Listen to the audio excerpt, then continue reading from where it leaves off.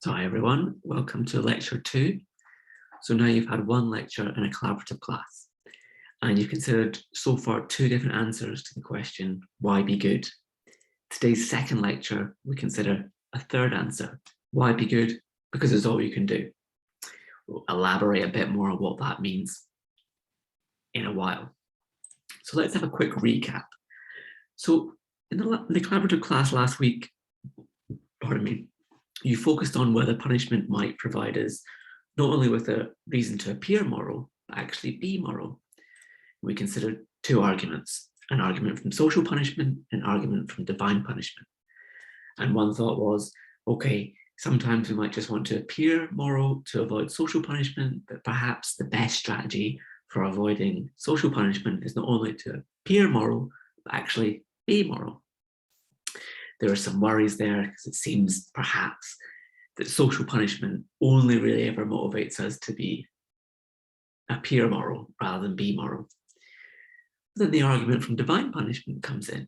If we believe in divine punishment, then this might seem to give us a reason to actually be moral because the divine beings or gods or whatever you like, whatever form they take, might be able to see whether or not you actually are moral or not.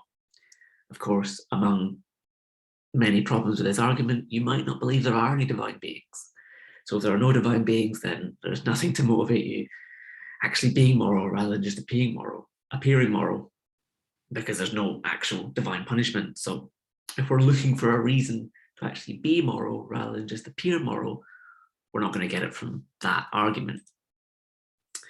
So remember a different concern that we had. So even if punishment does give you the motivation to be moral, you might worry this isn't the right kind of reason.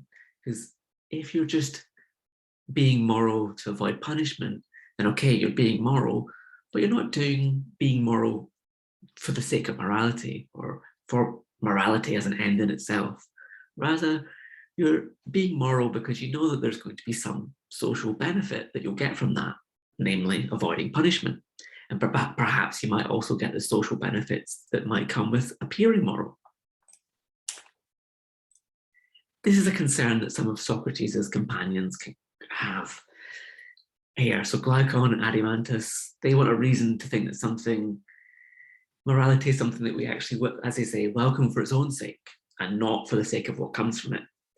Another way to put this is they want there to be a reason to think that morality is the kind of thing we want in of itself. We want to be moral just because it's moral and not because being moral gets us some other further gain or avoids some further harm that we might bestow if we're not moral.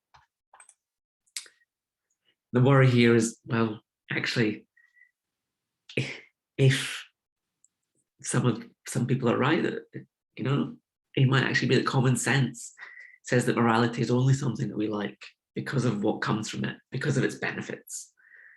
And indeed, a worry here that we touched on in the collaborative class is that our system of punishment seems to imply this, that the fact that we have the system of punishment in place is because people aren't moral on their own behalf, that they have to be prodded and encouraged to be moral, and we have to try and avoid them doing bad things by threatening them with punishment if they don't.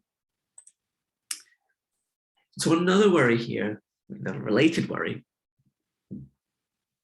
is that when you're being moral, you're really just doing this in your own self-interest. So if you're doing it to avoid punishment, if you're being moral to avoid punishment, then you're being moral because it benefits you as a person, because being punished is bad. And if you are a moral person, then being moral gets you stuff that's beneficial for you as a person. You're not punished. That's great.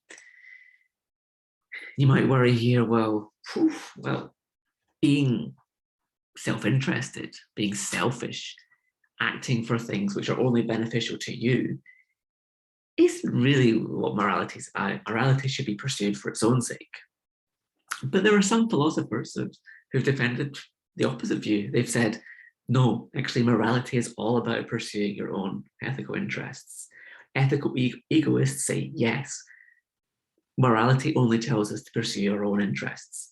And if we're not pursuing our own interests, then what we're doing is actually immoral. So in today's lecture, we're going to be talking about two forms of egoism.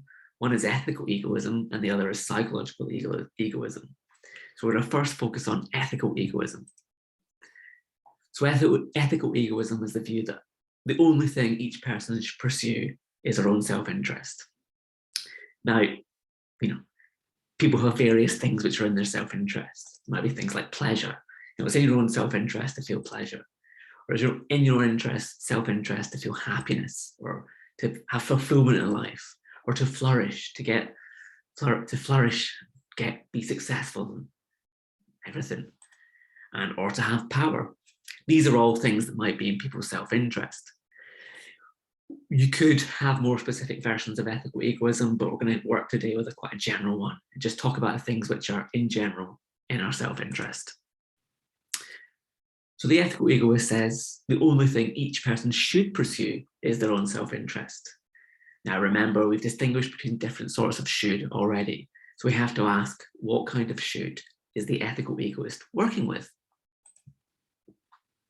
So remember, we talked about the prudential should. This is the should from the standpoint of your own interests.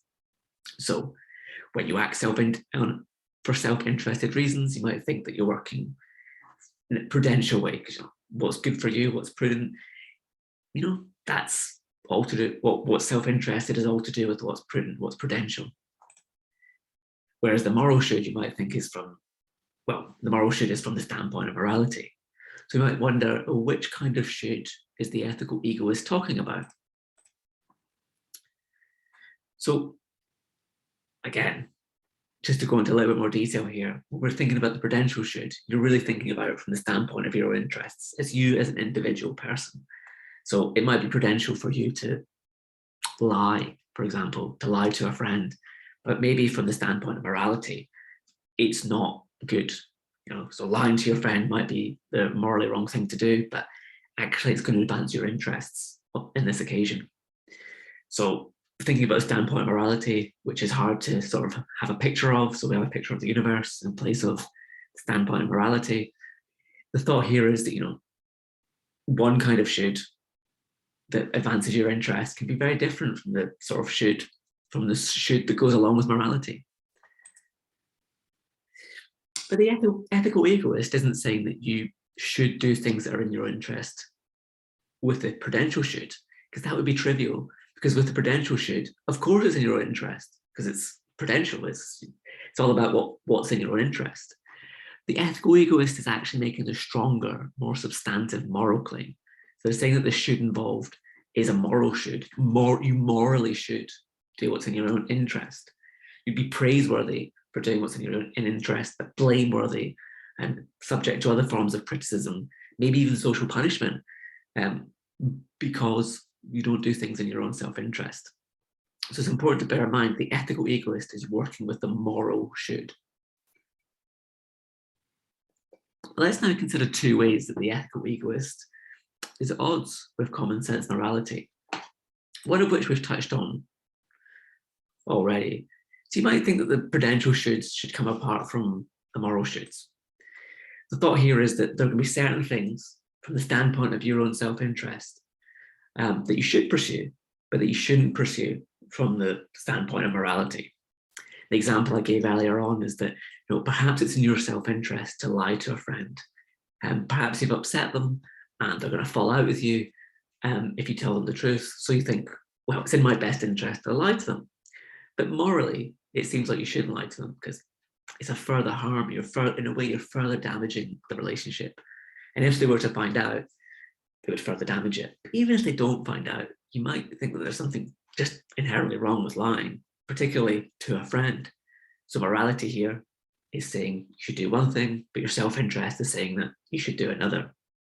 So it seems that prudential and moral shoulds come apart intuitively. That's just one example. I'm sure you can think of plenty of others. But the ethical egoist doesn't think there's any difference here. They think that if something's prudentially wrong, that just is a moral wrong. If prudentially you ought to lie to your friend, then it's the morally right thing to do is to lie to your friend. And if it's not in your self-interest to do something, then it's actually morally wrong to do that. So what you should morally pursue is what you should prudentially prudentially pursue, according to the ethical egoist. So recall this diagram I used in the earlier lecture.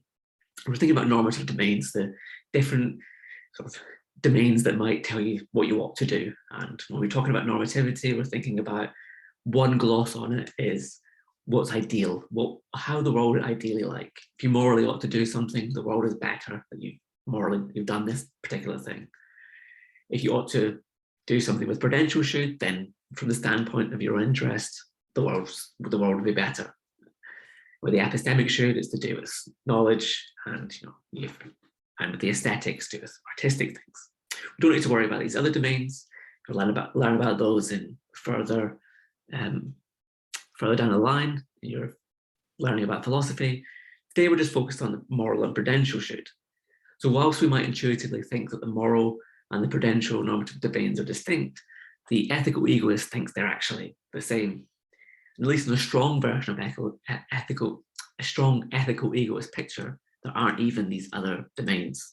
These things don't have any pull on us, the aesthetic or the epistemic or anything else. It's just the moral, the prudential, and they just happen to be the same thing. And so what you morally ought to do is also what you prudentially ought to do.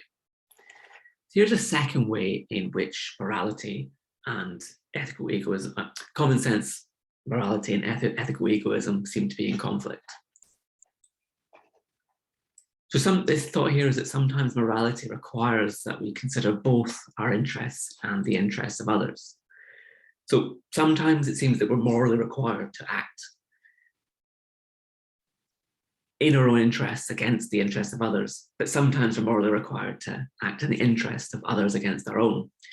So perhaps you ought to lie to your friend, but it's in your interest, but perhaps you morally ought to do it. Perhaps it equates in your own interest, but perhaps there's some greater good to be had from lying to your friend. Perhaps they become very sad and you want to avoid that, so you lie to them. And in fact, morality may even say that that's the morally right thing to do. But on other occasions, you might be morally required to act against your own interests and in the interest of others. So perhaps you have to go and rescue someone from a burning building. Perhaps actually you'll be injured. You're likely to be injured if you run into the burning building, but perhaps morality requires that of you. Again, the ethical egoist is going to say that that's never morally required. Like, you've always got to be acting in your own interest, not in the interest of others, and not against your own interests. You always act on your own interests. You're always trying to pursue your own interests and only your own interests. And putting someone else, acting for someone else's interests, is actually morally wrong for the ethical egoist. You have to put yourself front and center, and that's just it. So again, the ethical egoist is seeing the normative domains as just being the moral and the prudential.